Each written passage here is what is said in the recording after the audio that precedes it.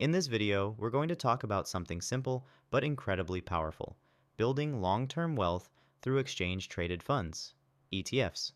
The right ones can give you exposure to thousands of companies, bring down your costs, and give you a compounding machine that runs quietly in the background for decades. Now, before we get into the actual funds I'd consider building a portfolio around, let's step back and understand what ETFs are and why they work so well for long-term investors. Exchange-traded funds are just baskets of assets, stocks, bonds, commodities, that trade on an exchange, like any other stock.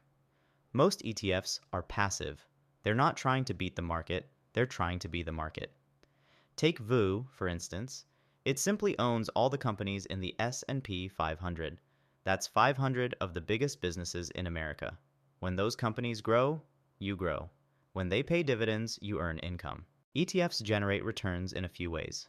Capital appreciation, as the companies inside the ETF become more valuable. Dividends or interest income, depending on the fund, and because of their low fees, you keep more of the return. VU charges just 0.03% annually. That's $3 a year on a $10,000 investment.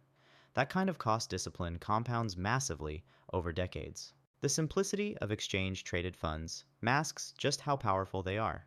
If you're looking to build wealth without the stress of stock picking or timing the market, this is where I'd look first.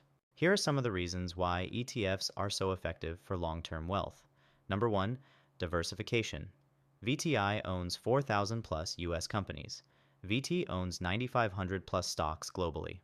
If one business fails, it doesn't derail your portfolio.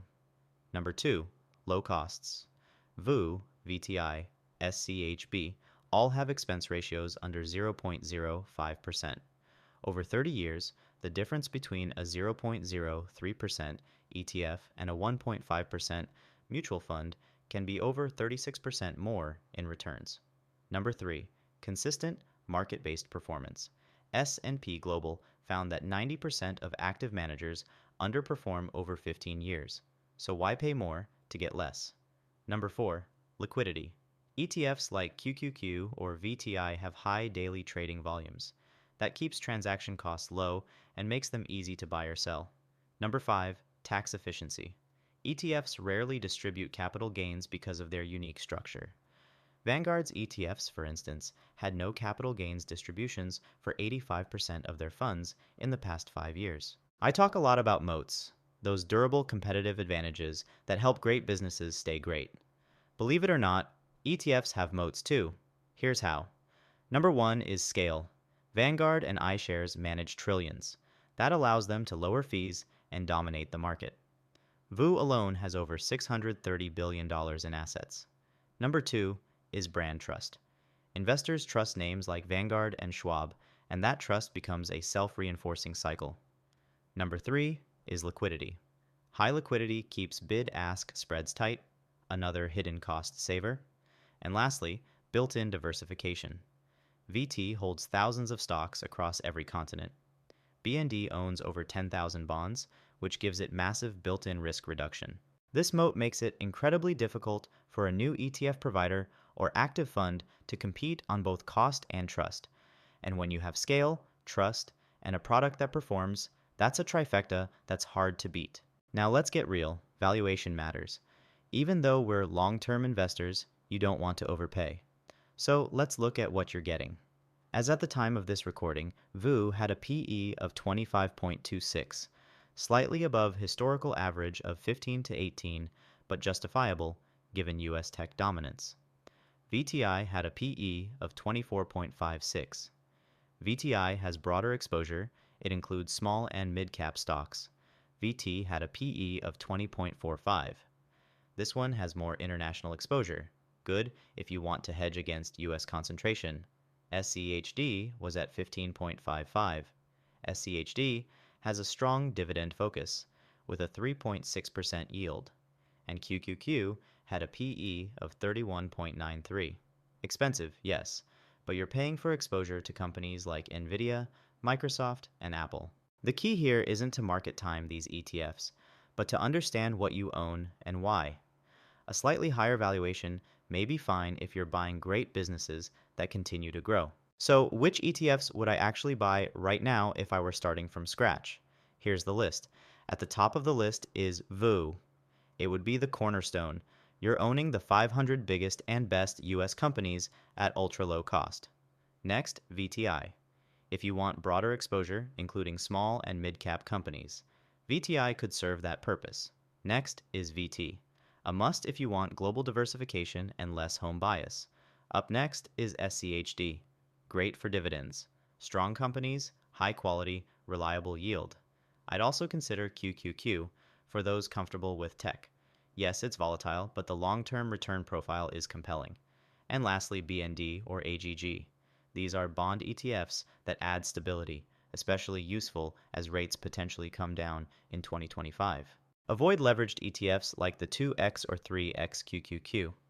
Leveraged ETFs use financial derivatives and debt to amplify the returns of an underlying index.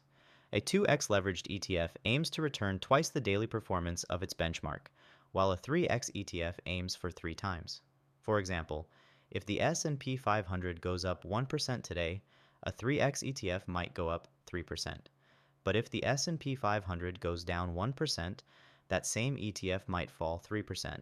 So what's the problem for new investors? These 2x or 3x leverage ETFs reset daily. Leveraged ETFs are designed for daily returns, not long-term investing.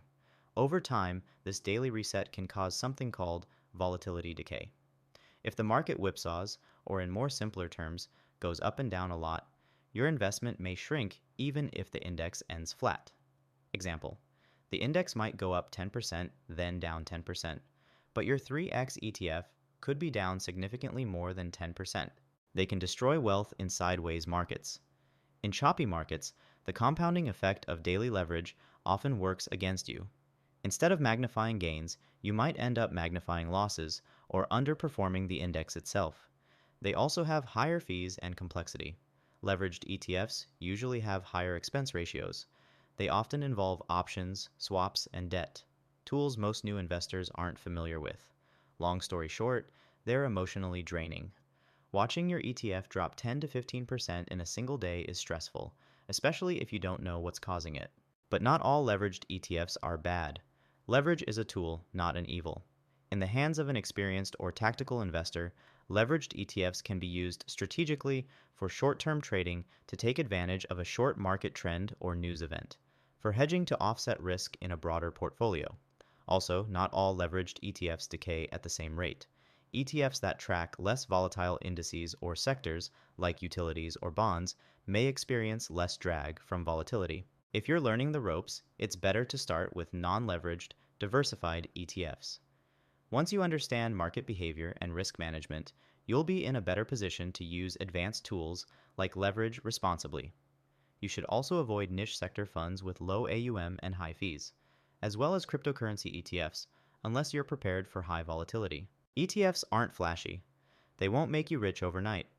But over the course of 10, 20, or 30 years, they quietly do the work, compounding behind the scenes. And when you look back, you'll be glad you kept it simple, focused on quality, and trusted the process. If you found this video valuable, feel free to share your thoughts in the comments and stick around for more insights and strategies on building wealth. Until next time.